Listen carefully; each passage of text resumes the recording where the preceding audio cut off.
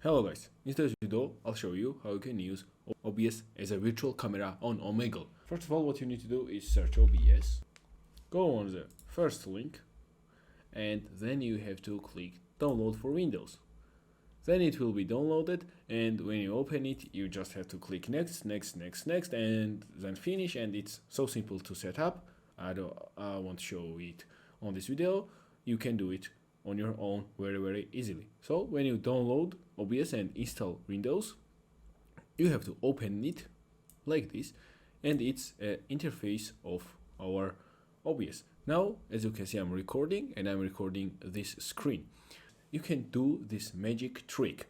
When you click start virtual camera, our computer will see OBS screen as a camera.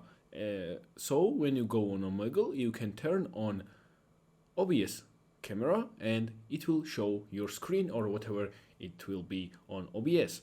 So I hope I helped. See you in the next one. Goodbye, guys.